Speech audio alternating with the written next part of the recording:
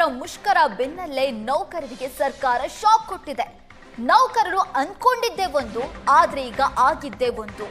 ಮುಖಂಡರ ಮಾತು ಕೇಳಿದ ನೌಕರರಿಗೆ ಸರ್ಕಾರ ಬಿಗ್ ಶಾಕ್ ಕೊಟ್ಟಿರೋದು. ಬಿಎಂಟಿಸಿ, ಕೆಎಸ್ಆರ್ಟಿಸಿ, ಕೆಕೆಆರ್ಟಿಸಿ, ಎನ್ಡಬ್ಲ್ಯೂಆರ್ಟಿಸಿ ನೌಕರರಿಗೆ ನೋಟಿಸ್ ಕೊಟ್ಟಿದೆ ಸರ್ಕಾರ. ನಿನ್ನೆ ಗೈರಾದಂತ ಸಾವಿರಾರು ಸಿಬ್ಬಂದಿಗೆ ನಿಗಮ ನೋಟಿಸ್ ಕೊಟ್ಟಿರೋದು. ನೌಕರರಿಗೆ ವಜಾ ಮಾಡುವ ಕುರಿತು ಮೆಸೇಜ್ ಅನ್ನ ಕಳಿಸಿದೆ ಸಾರಿಗೆ ಇಲಾಖೆ. ನೋಟಿಸ್ಗೆ ಏನಾದ್ರೂ ಕಾರಣ ನೀಡದೆ ಹೋದ್ರೆ ವಜಾ ಆಗೋದು ಗ್ಯಾರಂಟಿ. ನೋಟಿಸ್ ಪಡೆದಂತ ನೌಕರರು ಕೆಲಸವನ್ನ ಕಳೆದುಕೊಳ್ಳುವ ಭೀತಿ ಎದುರಾಗಿದೆ ಈಗ. ನಿನ್ನೆ ಕೆಎಸ್ಆರ್ಟಿಸಿ ಅದೇ ರೀತಿಯಾದಂತಹ 3 ನಿಗಮಗಳು ಮಾಡಿರುವಂತಹ ಮುಷ್ಕರಕ್ಕೆ ಸಂಬಂಧಪಟ್ಟ ಹಾಗೆ ಈಗಾಗಲೇ ಮುಷ್ಕರದಲ್ಲಿ ಭಾಗಿಯಾದಂತಹ ಎಲ್ಲ ನೌಕರರಿಗೂ ಕೂಡ ನೋಟಿಸನ್ನು ಜಾರಿಗೊಳಿಸಲಾಗಿದೆ. ಸದ್ಯ ಆ ನೋಟಿಸ್ನ ಬಗ್ಗೆ ಸಾಕಷ್ಟು ಜನ ಆತಂಕದಲ್ಲೂ ಕೂಡ ಇದ್ದಾರೆ. ಈ ನೋಟಿಸ್ನ ಬಗ್ಗೆ ಮಾತನಾಡೋದಕ್ಕೆ ನಮ್ಮ ಜೊತೆಗೆ ಸಾರಿಗೆ ಸಚಿವರಾಗಿರುವಂತಹ ರಾಮಲಿಂಗಾರೆಡ್ಡಿ ಅವರಿದ್ದಾರೆ. ಅವ್ರನ್ನ ಮಾತನಾಡಿಸ್ತಾ ಹೋಗೋಣ. ಈಗ ಒಂದು ಎಸ್ಮಾ ಜಾರಿಯಲ್ಲಿತ್ತು. ಎಸ್ಮಾ ನಮ್ಮ ಇಲಾಖೆದೇ ಅಂತೇನೇ ಇಲ್ಲ. ಹೆಲ್ತ್ ಎಸೆನ್ಷಿಯಲ್ ಸರ್ವಿಸ್ ಯಾವುದಿರುತ್ತೋ ಎಲ್ಲರಿಗೂ ಕೂಡ ಅನ್ವಯ ಆಗುತ್ತೆ. ಪೊಲೀಸಿಗೆ, ಆರೋಗ್ಯ ಇಲಾಖೆಗೆ, ನಮಗೆ, ವಿದ್ಯಾ ಇಲಾಖೆಗೆ ಎಲ್ಲರಿಗೂ ಕೂಡ ಅನ್ವಯ ಆಗುತ್ತೆ. ಮತ್ತು ಕೋರ್ಟು ಕೂಡ 4ನೇ ತಾರೀಕು 5ನೇ ತಾರೀಕು ಸ್ಟ್ರೈಕ್ ಮಾಡಬಾರ್ದು ಅಂತ ಹೇಳಿದರು. ಸ್ಟ್ರೈಕ್ ಮಾಡಬಾರ್ದು ಅಂತ ಹೇಳಿದರೂ ಕೂಡ BMTC ಹೊರತುಪಡಿಸಿ ಬೇರೆ ಕಡೆ ಭಾಳಷ್ಟು ಜನ ಬಂದಿರಲಿಲ್ಲ.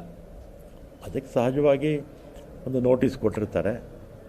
ಮತ್ತು 2021ರಲ್ಲಿ 15 ದಿನ ಸ್ಟ್ರೈಕ್ ಮಾಡಿದರು. ಆ ಸಂದರ್ಭದಲ್ಲಿ ಒಂದು 2,500 ಜನಕ್ಕೆ ವಜಾ ಮಾಡಿದರು. ಇದು ಅರ್ಧ ದಿನ 1 ದಿನ ತಪ್ಪಿಸ್ಕೊಂಡಿರೋದಲ್ವಾ, ಅದೇನು ಗಾಬರಿ ಪಡೋ ಅಂಥದ್ದೇನೂ ಇಲ್ಲ. ಯಾಕಂದರೆ ಕಾರಣ ಏನು ಅಂದರೆ ಕೋರ್ಟ್ ಆದೇಶ ಇತ್ತು, ಎಸ್ಮಾ ಇತ್ತು. ಬರದೇ ಇದ್ದವರಿಗೆ ಸಹಜವಾಗಿ ಕೊಟ್ಟಿರ್ತಾರೆ, ಆತಂಕ ಪಡೋಂಥದ್ದೇನೂ ಇಲ್ಲ. ಸರ್, ಈಗ ಸಾಕಷ್ಟು ನೋಟಿಸ್ಗೆ ಆನ್ಸರ್ ಮಾಡಿದ್ರೆ ಅದು ಮತ್ತೆ ವಾಪಸ್ ತಗೊಳ್ತೀರಾ, ಹೇಗೆ? ಕೊಡಲಿ ಅದು. ಅಂದರೆ ಈಗ 2021ರಲ್ಲಿ ಸರ್ ಸಾಕಷ್ಟು ಜನರಿಗೆ ಈ ಥರದ 15 ದಿನ ಮಾಡಿದ್ರಪ್ಪ ಸ್ಟ್ರೈಕು. 15 ದಿನ ಮಾಡಿದರು ಸ್ಟ್ರೈಕು. ಅದನ್ನು ಸ್ವಲ್ಪ ಸೀರಿಯಸ್ ಆಗಿ ತೊಗೊಂಡಿದ್ರು ಆಗಿನ ಸರ್ಕಾರ.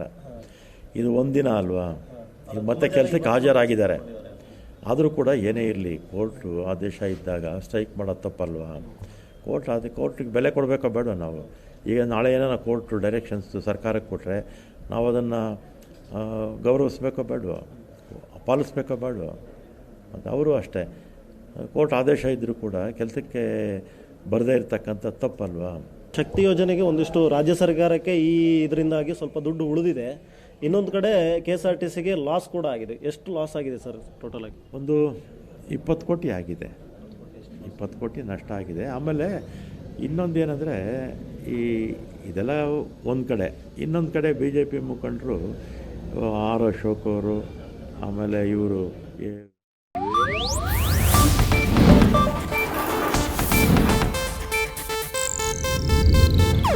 ಇದು ಏಷ್ಯಾನೆಟ್ ನ್ಯೂಸ್ ನೆಟ್ವರ್ಕ್ ಪ್ರಸ್ತುತಿ.